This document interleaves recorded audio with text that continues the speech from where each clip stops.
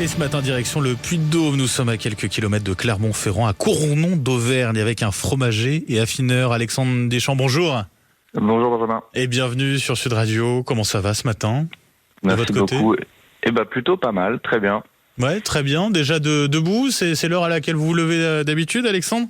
Déjà debout, les équipes commencent vers 6h du matin et on est justement très actifs en cette période puisque Noël, c'est un moment important pour les fromages et tout particulièrement le Saint-Nectaire dans notre cas. Voilà, le Saint-Nectaire, puisqu'il en est question avec vous. On est véritablement dans l'Auvergne grâce à ça. C'est quoi un peu la spécificité du Saint-Nectaire? Qu'est-ce qui va faire la force du Saint-Nectaire que vous affinez, que vous produisez, que vous affinez vous-même?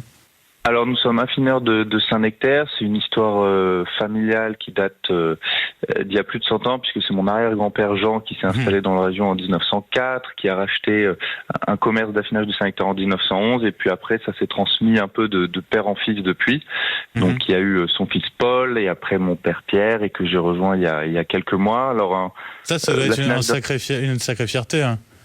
Une sacrée fierté, puis la transmission d'un savoir-faire, d'un héritage, une vraie histoire. Et puis, vous demandiez quelles sont les spécificités des Saint-Nectaire. Alors, il y en a énormément, puisqu'il y a 200 producteurs de Saint-Nectaire fermiers. Moi, je parle de Saint-Nectaire fermier, donc les crus.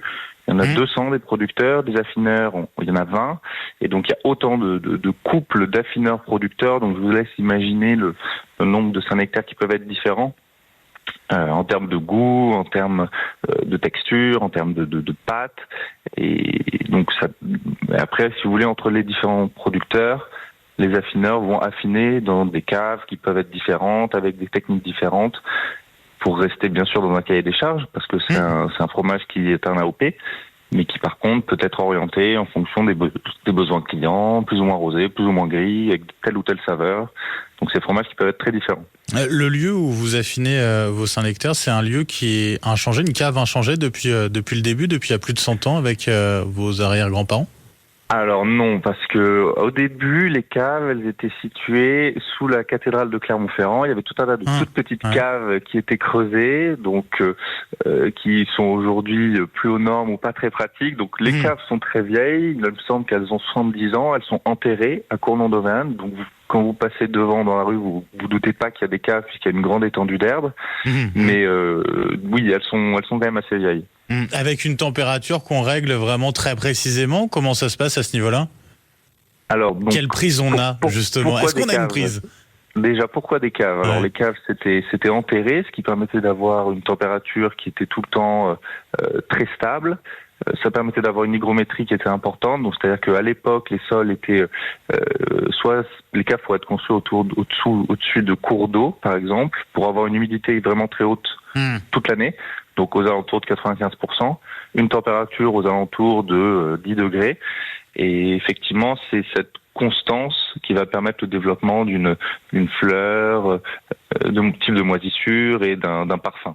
Et qui va faire toute la différence et la plus-value en fait d'un fromage, en l'occurrence d'un Saint-Nectaire ici. On affine combien de temps en général un Saint-Nectaire? Ça dépend selon les fromages que vous avez?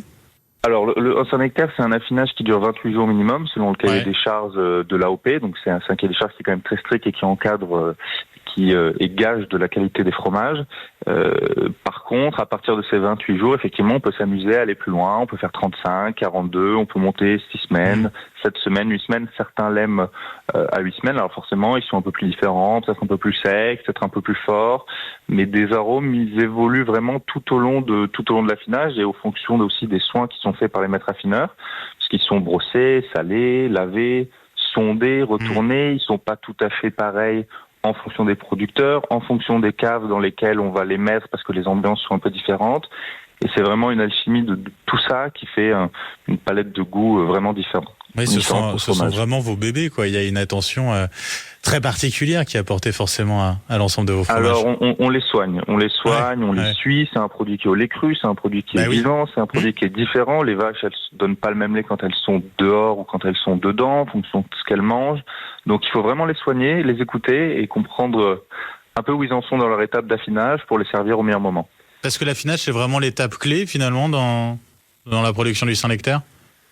C'est un ensemble. Faut pas oublier que derrière l'affineur, il y a des producteurs qui travaillent toute l'année, qui fabrique le matin et le soir 360 jours par an. Donc des vaches, ce ne sont pas des robinets.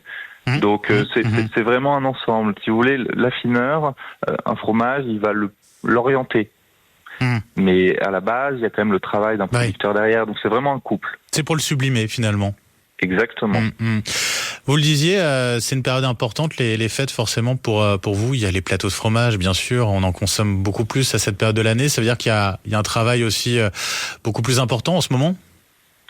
Eh ben la production, donc ça dépend aussi donc des vaches. Là, elle remonte en termes de quantité. Et effectivement, c'est une période qui est très importante parce que c'est une période qui est festive. Les gens vont s'offrir des plateaux de fromage, ils vont passer dans les fromageries, on se retrouve, alors c'est pas de la Saint-Nectaire, là en ce moment on entend beaucoup parler de raclette, donc oui, c'est une période qui est très importante, qu'il faut pas manquer et à laquelle on prête une attention toute particulière. Et ben voilà, et puis on met un Saint-Nectaire sur le plateau de fromage pour les fêtes. Bien sûr. Forcément. Alexandre Duchamp, un grand merci d'avoir été avec nous ce matin sur Sud Radio, donc fromager affineur du côté de Cournon d'Auvergne dans le Puy-de-Dôme. Merci à vous, bonne fête. Merci bonne beaucoup, journée à vous. À bientôt. Merci à vous. 5h57 sur Sud Radio dans un instant. La météo du jour, Rémi André, le journal de 6h avec Laurie Leclerc, mais tout de suite, c'est l'horoscope.